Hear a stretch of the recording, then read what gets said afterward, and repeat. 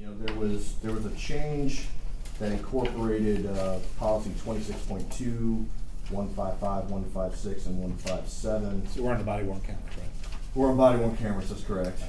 I separate the use of force, and I'll tell you why. No, that's fine. Actually, it's a lot easier to do it that way. So.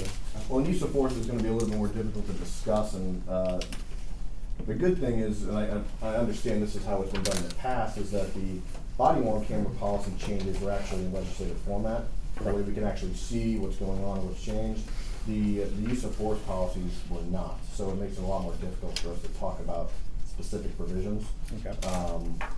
So, as that goes, it'll be a little bit more difficult. So I think if we bifurcate the issues, I think body worn cameras are probably going to take up a little bit more time anyway, and hopefully we get through all of that today. I'm hoping we do, but the other one I think is going to be a little more difficult. So we're working off of 41.20. 41.20. The 10/17 effective date version. I think that's just a clean version of the 3.7. Okay, the one we have is from the 3.17. Okay. I'm assuming it's the same. Yeah, it is. I don't know. So I'll go off of the 3.17. The March 3rd version has a, essentially a cover page which kind of talks, about the changes. Yeah. And this is where it actually makes reference to the 26.2, which is standard of conduct. So we have some new issues there. So essentially what we're doing there is we created, or you guys created the multi-tiered disciplinary system with violation subject up to 1 day, violation subject up to 5 days, and violation subject to dismissal, depending on the type of violation that you're talking about. And so that's kind of where we propose to start. Obviously, whenever you incorporate discipline into these, I think, we have the primary issue that, with a policy this long and extensive, the potential for there to be violations, I think, is increasing. The longer the policy is and the more specific it is, the more chance there is for a violation.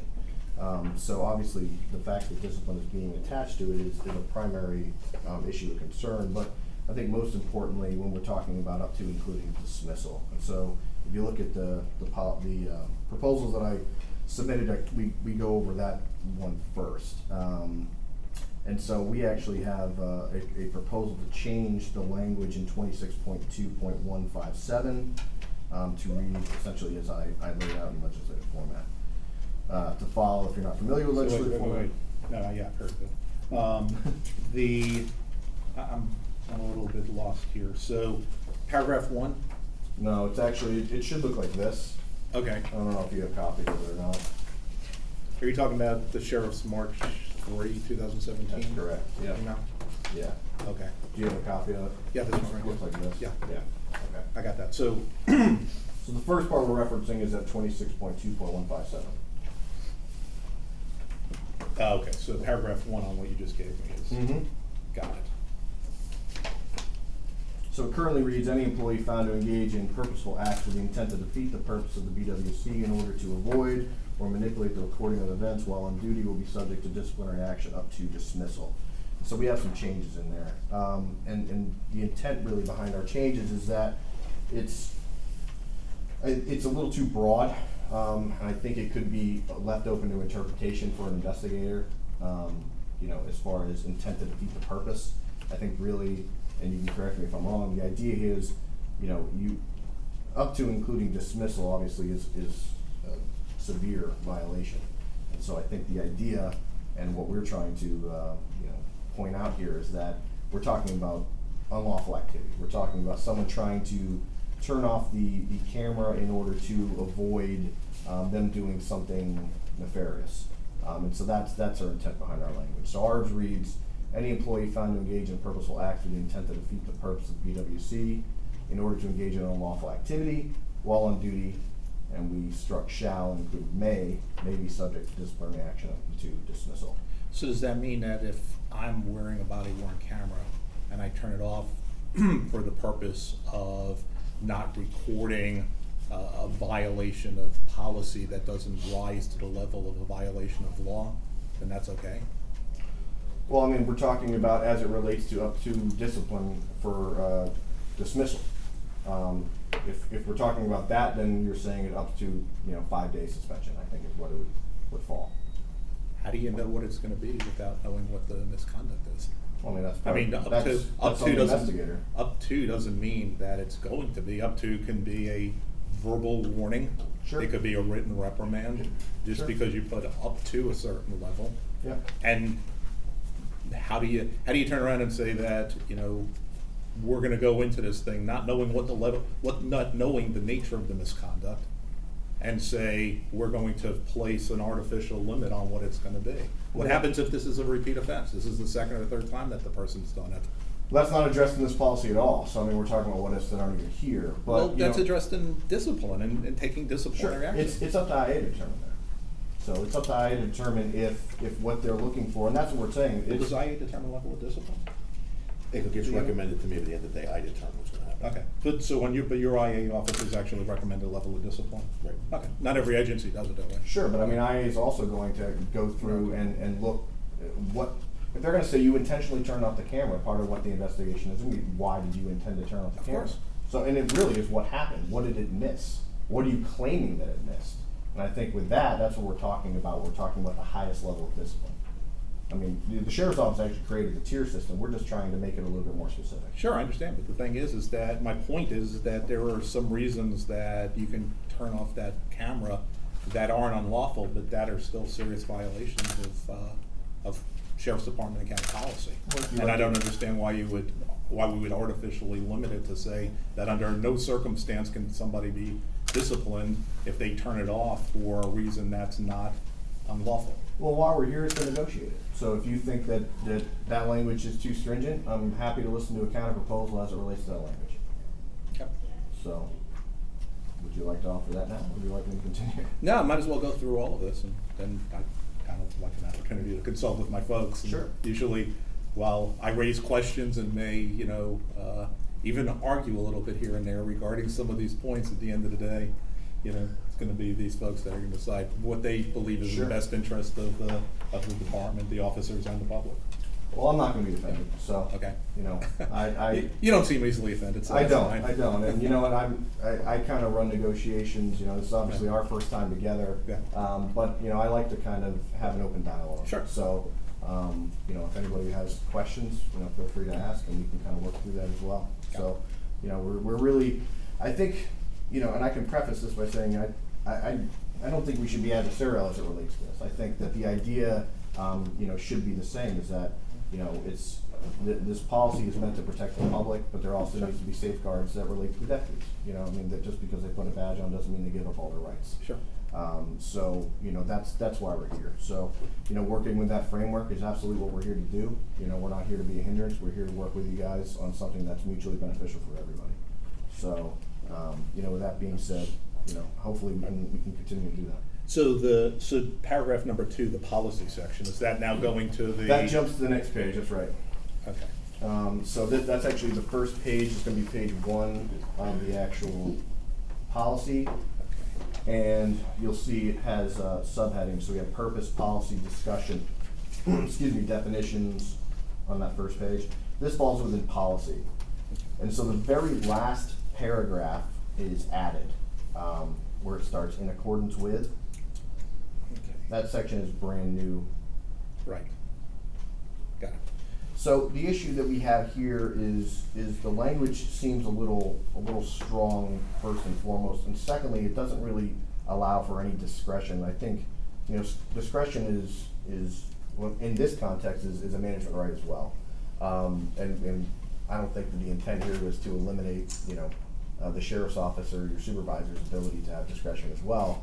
And you can correct me if I'm wrong, but obviously shall to may is very important language when we're talking about legally. So you can kind of read the way it was before, but we had a couple of small changes. The intent is, from what we understand, for this last paragraph, is essentially that a supervisor is going to be held liable for the actions of his subordinate, which obviously to a degree is reasonable. The way that it's written, however, to quote it, supervisors shall be held strictly accountable and subject to disciplinary action for failure on a subordinate's part to adhere to this policy. And so in practicality, you know, in discussing this, you know, if you have a supervisor who has no clue or has no reasonable ability to have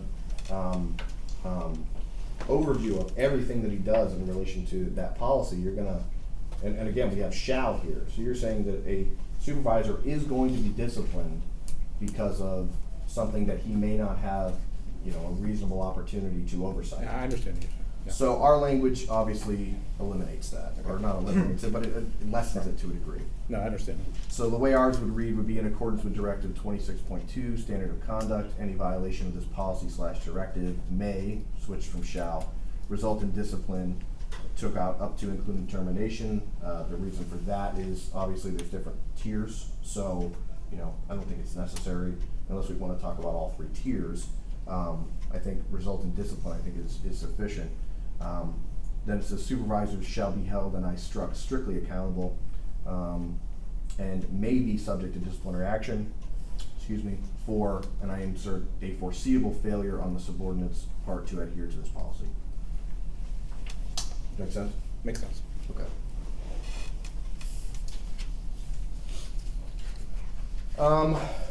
Where do I find buffering mode? Buffering mode is going to be on page 2, Okay. 41.20.2A. Hey, okay, so that was something that wasn't changed from Sheriff Johnson's policy. It was not changed, however, the way we understand is that the new cameras that have been ordered have a different ability than the original ones. So the original cameras, as far as we understand it, only had the ability to record video in the buffering mode and no more than 30 seconds of it. I can tell you this is probably one of the bigger issues that we've been discussing. The new cameras supposedly have the ability to record 1 minute and 30 seconds of both video and audio. Now this is, again, as far as we understand, customizable by the Sheriff's Office. And with that being said, what we're essentially asking for is status quo as it relates to the understanding of the original devices in this first part as far as our proposal. And I can give you countless examples of how this could be a potential issue. Well, yeah, actually do it. Huh? Yeah, no, I mean, that would be helpful. Yeah. What is the, No, what's the issue with buffering? One of the for ones that was a minute and a addressed half? in the letter, and I think is something that definitely holds true. I mean, what happens if a deputy's using the restroom, and then as soon as they exit the restroom, something happens, camera goes on. You're gonna catch 1 minute and 30 seconds of the deputy in the restroom? I mean, that's first and foremost. Okay, well, but let's just stop there for a second, because presumably the camera goes on because something that was important enough to capture happens on Sure. that. And so, what is the issue with the fact that it recorded that 1.5 minutes of the person in the bathroom? That Well, I mean, it's not gonna be part of the evidence in the case, or? It's gonna be part of public record. No, it's not. No. How is it That would not be released. That could Okay. be released by public record. Okay, well, part of the second part of what we're talking about is essentially a guarantee, or not a guarantee, but a way for deputies to ensure that's the case. I mean, listen, that issues happen. I mean, you know, people who are doing this redacting are not perfect. There's no perfect person out there, so there's a possibility it could be released. So you know, the idea is that if we're running 1 minute and 30 with all this information, and again, this is just one example. I mean, what happens if a call happens again where, you know, something happens, but right before the deputy is on the phone talking to their significant other about a very private situation. Again, something happens, camera gets turned on, you know, it's now part of public record. Again, it's gonna be on the sheriff's office to go through and redact that information, and I don't know if they would, and that's part It of what would we're be here for. redacted. Okay, Anything of personal nature would be redacted. okay. And I guess that's part of the concern. Because I would think that there were times that having that 1.5 minutes of buffering It's going to benefit the is deputy. gonna benefit the deputy, benefit Sure, everybody. I mean, that's what it's there for. You know, because it seems to me like it's a balancing issue. I'm sure, yeah, there could potentially be times where there's gonna be something on there for that 1.5 minutes. think the that you biggest, would, I think the wouldn't wanna biggest see. concern of the deputies Yeah. is the audio. So Mhm. they can't stand around and talk to each other with a camera on their shoulder in a buffering mode, and then all of a sudden now they've gotta turn the camera on, and it's caught the last minute and a half of the conversation they were having, whatever it might be. So that's their big concern here. That's not what we're trying to do. What we're trying to do is that minute and a half, if he jumps out of the car and he's chasing somebody, damn it, and turn it on and he hits it, it catches the minute and a half of the car chase. That's the important part. If me and you were talking about who's gonna win the Super Bowl, that's not out for public consumption. Well, you say it's not out for public consumption, but where's there an exemption that says that a deputy having a conversation with another deputy is not public record? In the 30 seconds, as long as you've had these cameras, has anything not appeared publicly that has not been? They don't catch we audio. It doesn't catch audio, but it catches video. We don't have a problem with the video, we have a problem with the audio. Mhm. That's what the issue here is that the deputies are concerned that any conversation they're having when the thing has not been activated intentionally, now goes back a minute and a half to catch whatever conversation they were having. Well, and we definitely appreciate, what you're saying, Sheriff, as far as, personal information is not gonna be released, but, in order for the sheriff's office to not provide something as part of a public records request, there has to be a legal exemption for it. And not everything is gonna fall under a legal exemption. Again, talking about a personal issue with your wife, I don't know if there's a legal exemption under public records law for that. So, puts the sheriff's office in a predicament where you obviously don't wanna release it, we don't wanna release it either, but legally you may have to. So, again, I think the audio portion is really what we're talking about as far as an issue of concern. The second part of my proposal as well, which again gives the deputy the ability to kind of review anything that is being requested, is another part of it as well. Again, it's peace of mind. And listen, we completely understand what you're saying, because as I've gone through this policy, ad nauseum, I see that there are a lot of instances where we do talk about, as safely as possible, because there's gonna be opportunities where you can't turn the camera on right away. You're running, you're fighting with somebody, you're doing something, and maybe there's some information that could be useful. But I think that proper safeguards are really kind of what we're looking at. Okay, we'll take a look at it. Is there any other examples or anything you want to talk about before we move on? I know this is a big issue for us. No, we're good. Okay. We're good. All right, so the next one is 41.20.13. That's gonna be on page 3.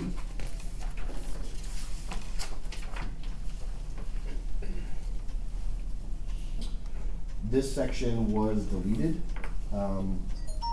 I guess the first thing we would pose is a question as to why. I mean, we don't see why this would be deleted. I don't see there any actual need for it to be deleted.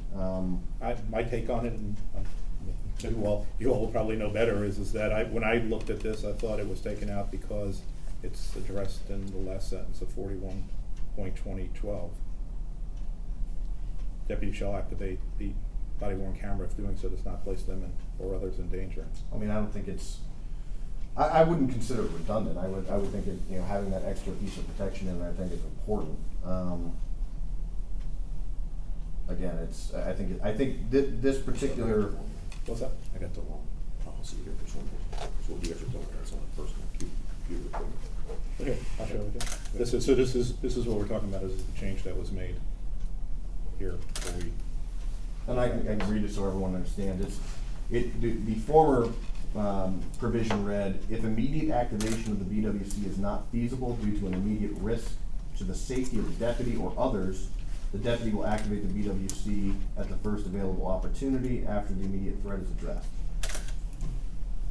And again, I don't think it's redundant, first and foremost, and secondly, if you go through the other changes, as we move forward, there seems to be an elimination of terminology that essentially says, as safely as possible. It seems to be like a continuing theme. And again, the reason why I asked for that is because it seems to me, and please correct me if I'm wrong, that there seems to be a desire or a shift to make sure that everything is captured no matter what, and not taking into account that there are going to be situations where the safety of the deputy is more important than. Give me an example of when you would be in danger of turning your camera on. We'll give me a scenario. If you get a radio call Sure. and you activate that call while the car's moving, all you do is push the button. Well, I mean, the radio calls, this says if immediate activation of the BWC is not feasible.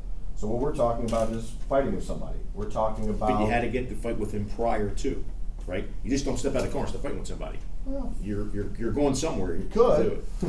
Tell me, give me an example of one. In 31 years, there has never been a buffer when I was a cop that I didn't start fighting with somebody, where I just opened the car door and was fighting.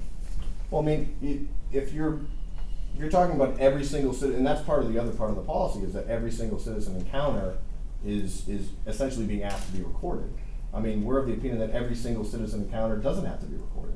I think it's not necessarily it's not necessarily a good thing to be recording every single person at every time. Why? Why? Well, because I think the policy actually kind of lays it out, and now we're kind of changing it. But the policy has a lot of different reasons why. I think some people are uncomfortable with cameras. I think that.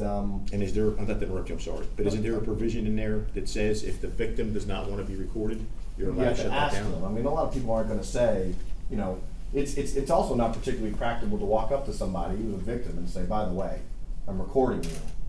If you don't want to talk to me now, you have to talk to me.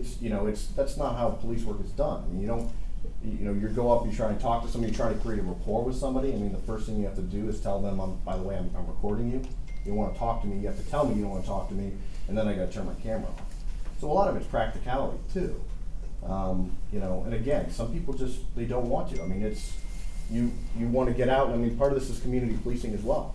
You want to be able to get out and talk to people about the game, about how's your family doing, all that stuff. And if you have to every time get out and, by the way, I'm recording you, how's your family doing today?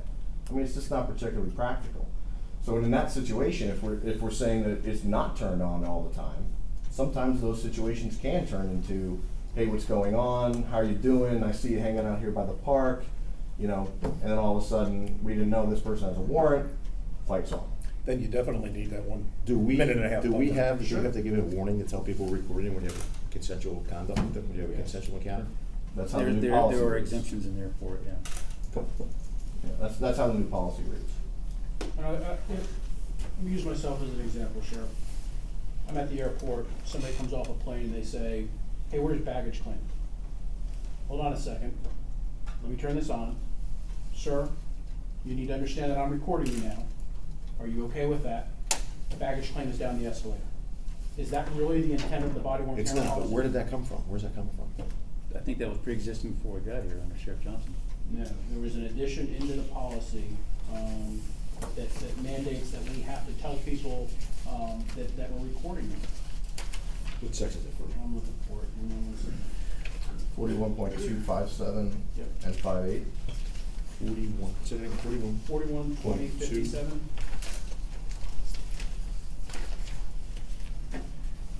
Under demonstrations? No, you're looking at the wrong one again. I got it. 41, 20, 57. Sure. Thank you, sir. You're welcome.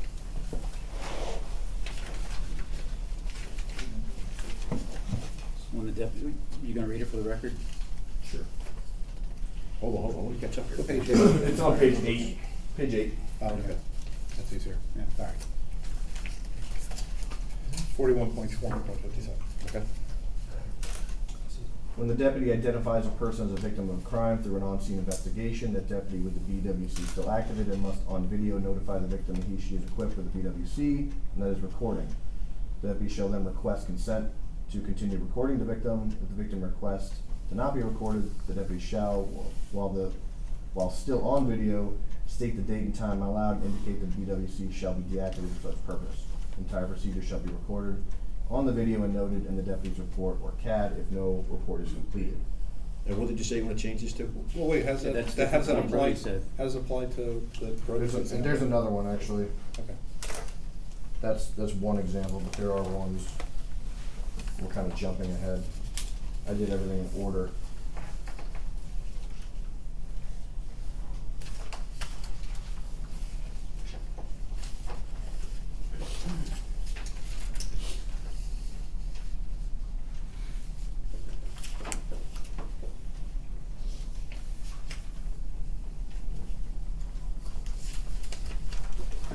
first part, if we go to 41.20.50, where it says enforcement related contacts, and essentially this is every time that the camera has to be activated. And then there's a list, starting with A and going down to K. F says any citizen contact.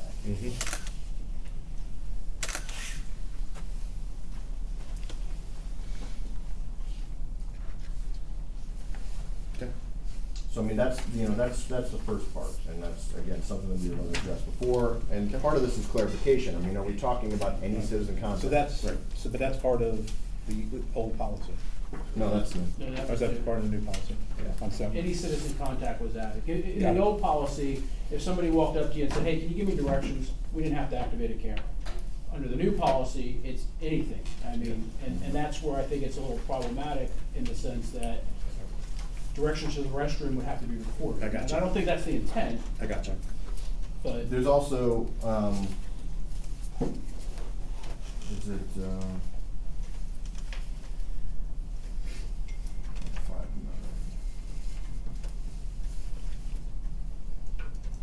we'll kind of go through it, but again, I mean, there's been a concerted change to essentially, and again, part of it, why we're here is to kind of clarify this. It's a concerted change to say that every citizen contact has to be recorded no matter what. And I think, the old policy took into account for specific exemptions based on, practicalities of doing the job. And I think that the idea here is, we'd like to see those exemptions be outlined and reinstated. Okay. Again, because, it's more of a concern when you start activating, or attaching discipline to it. If someone makes a mistake because they didn't realize that they do have to record someone asking them for directions, okay. Before it would be, hey, by the way, read the policy, make sure it happens. Now it's, by the way, you're gonna get a suspension, maybe up to 5 days, or maybe dismissal, because if they say that was intentional, that you didn't do it, well, now you're fired for that. And again, that's why we're here, and that's why this is so important. Okay. What's the issue with respect to 41/2016? 41.2016, which is on page 4. This policy outlines, and which was negotiated prior, that deputies would have the ability to wear the body-mounted cameras on their collar. It is our understanding now that all of the body-worn cameras are purchased and do not have the ability to be worn on the collar, or not being allowed to be worn on the collar. Not necessarily true. Okay. Right now, we are T&Eing the head mounts, and there's a new collar mount that's coming in as well. Okay. To figure it out, because what happens is, when the deputy gets involved in a foot chase or whatever, and it's on the shoulder, we get really good shots of people's shoes. Sure. But depending on your height, we get really good shots of something else. well, part of the problem though right now is you're issuing cameras that don't have the options that we negotiated. So you're issuing cameras that aren't giving the deputies the ability to wear it on the collar. And that's where we run into a problem. Guys don't wanna wear stuff on their head. That's why we negotiated the ability to put it in there. And when we asked the question, the person issuing the camera, we're told, no, that option's no longer available. You can't have it. Yeah, he misspoke, because he went back to Taser, and jumped in here from home, and talked about, give us the new generation Right. of collar mounts and the head mounts. Right, all that's coming in, or Okay. should be, some of it should be on the field. I think we're looking at FTOs first. Okay, well, I guess one of my thoughts, Chief, is the people that are getting these new cameras that don't have the option. The old cameras, everybody has the collar mounted option. To replace theirs with the new style is great, but the guys that are getting the new cameras that aren't being given that should probably be given that stuff immediately, so that they have that option. And then likewise, apparently there's some direction that has been put out by email at some point that it was no longer acceptable to wear the device on your collar, that it had to be head mounted either by ball cap, glasses, or that band around your head. So I think we probably need to get that clarified, that the collar mount is still an acceptable mount.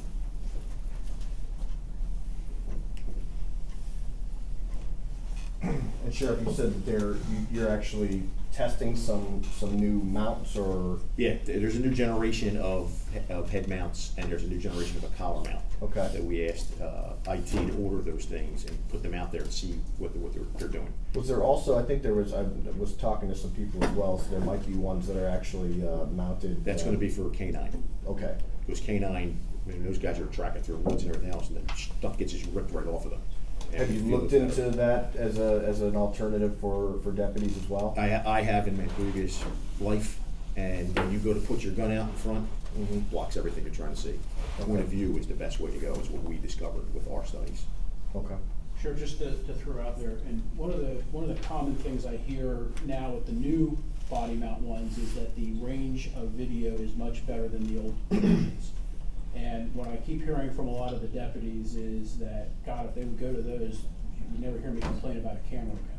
Because it's one unit, there's no running wires through your vest and out your shirt here or there, so. I'll look at it, because like I said, how many did we buy for canine? I think We 21. got 20, yeah, so, okay. If you look, we obviously have proposed language, but, we're always open to, additional discussions, especially if we're talking about, the purchase of them or timelines as it relates to that, if we're talking about additional ones. But as it relates to my language, you can see it right there in number 5, which essentially is just, ensuring that guys have the ability to utilize this policy, as it's written, so. If you have any questions about that, just let me know. Just for clarification, when we go back out to the districts, are we if we have a guy that's wearing it on the collar mount right now, is that acceptable still? That's acceptable right now, Okay. while we're T&E and all this stuff. Ideally, I'd like to get away from the shoulder, is what I wanna get away from.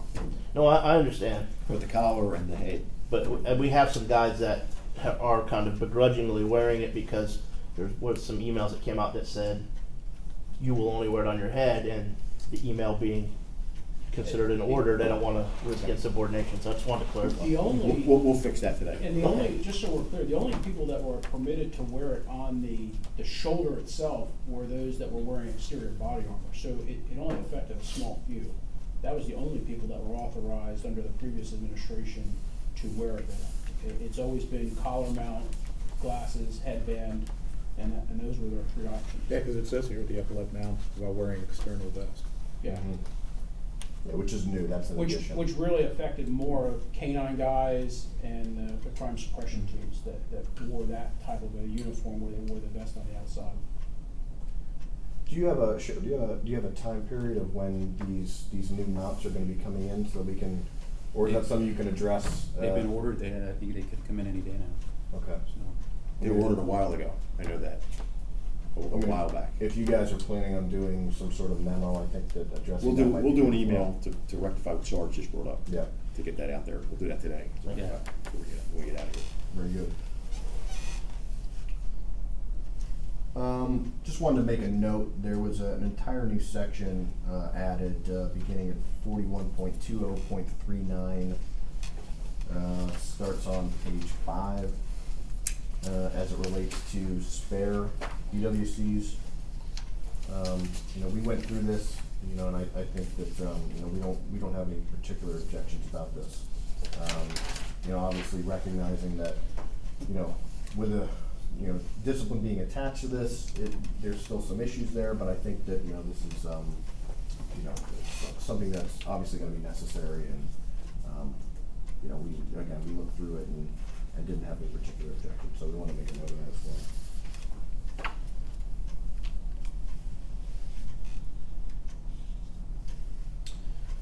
The next one we're talking about is going to be 41.20.47. That is on page 6. This is what I was talking about earlier when I said there seems to be some sort of concerted movement towards taking out whenever safely possible. This is another situation in conjunction with the original one, which I don't understand the point to take this out. I think whenever you have these types of exceptions and general prerequisites, I think that I think they're important, I think they're necessary. So again, I don't know why this was taken out, I don't see any particular need for it, our proposal would be to put it back in. We'll take a look at it. Okay. I want to follow something up, and you asked that question, Sheriff, a few minutes ago, and I'm sitting here trying to, a little off guard with the question, but you talked about when would there be a case where you weren't already actively rolling? And I'll give you an example of one that just comes to mind from the other day, where the guy out of the blue slams into the car of the FHP trooper intentionally. Trooper wasn't engaged in other than sitting on the side of the road running radar, and now he's got a crazed lunatic slamming into his car at whatever speed it is, and he's dazed, trying to figure out what's going on. There's a threat now to deal with. He may not have thought to hit the camera right away. He's probably more focused on, okay, what just happened? And I think that's, you asked for an example, and I give you some. But in the real world, the sergeant. That was the real world. In the real world, the sergeant is gonna send a memo or do whatever in the policy and say, hey, based on this, that's why the camera wasn't activated, and that's not gonna go anywhere. That's what's really gonna happen. Because when the sergeant sends something up to me and says, hey, this is why this didn't happen, and it's logical, nothing happens out of it. Just like we had an incident with the sergeant who says, I'm gonna call the attorney, and the attorney says, turn off the camera, because it's a client-attorney Well, privilege. keep in mind, wait a second here, just keep in mind is that there is a provision in here that addresses those odd situations, and Right. 41-20-47 talks about and identifies those situations where you're required to, but otherwise are unable to, conditions make it unsafe or impossible to activate the camera. So the thing is that there is a provision in here that addresses some of that already. Well, I mean, again, I think it's important to have these general prerequisites to say that, yeah, I mean, it's 41.20.47 and then subsequently are telling you when you have to turn it on. And I think to say that, yes, you have to turn it on, but again, there are opportunities, and Sheriff, you're making the point I think that we're making as well. I think we're making the same, the same point. I was reworded, but it's like I said, Yeah. the supervisor inquiry normally will determine, hey, this is what happened. Like in But- Berlin's example was. And But I- the thing is that my point is that, and I understand what you're saying with respect to taking this language out, but, with respect to whenever safely possible, I mean, there is a provision in the policy already, which has an exception for not turning it on when conditions make it unsafe or impossible to activate the Which camera. one are you referring to? So there should be no reason why we can't leave it in there. 41-20-47A.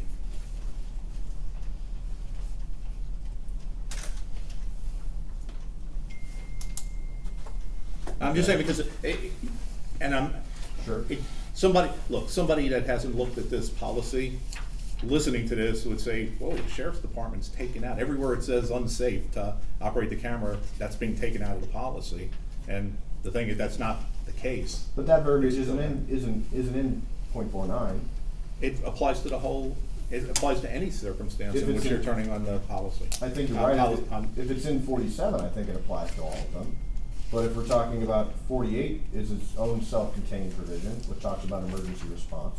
I think 49 is its own self-contained provision that talks about non-emergency response. I see, I read it as 41-20-47 applies to any situation in which the camera is supposed to be turned I on. think you're right. I think 47 does, and that's why we need that prerequisite.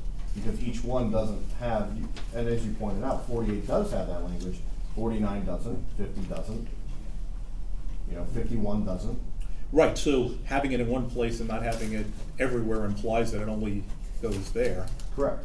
However, if you take it out there and you just have it in one catch-all that applies to every section, then there's no argument that it doesn't apply to every section. Sure, and I think maybe Yeah. we're going around and around, Yeah. but I think that's what 47 does. That's our intent. So suppose you just move that into the policy section, into the very front part of the policy, or the very, very front page, as your catch-all. Well, and it is actually. Right, but we don't it was- put it was all the deleted. other catch-alls in each section either. Right, what I'm saying is, you just put it in the opening, so everybody sees it in the opening. Well, and that was our objection with 41.20.13, is that it was our intention or our understanding that did create that overall encompassing issue, but now it's been deleted.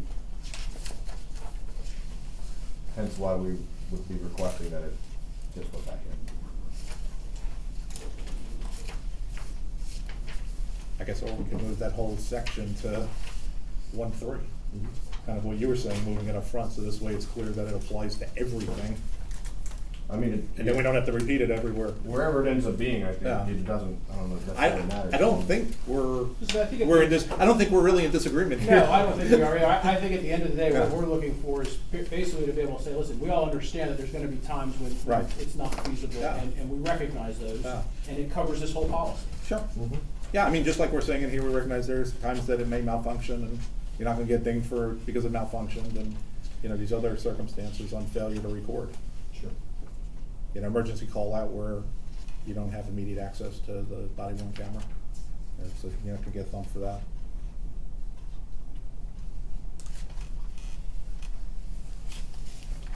Yeah.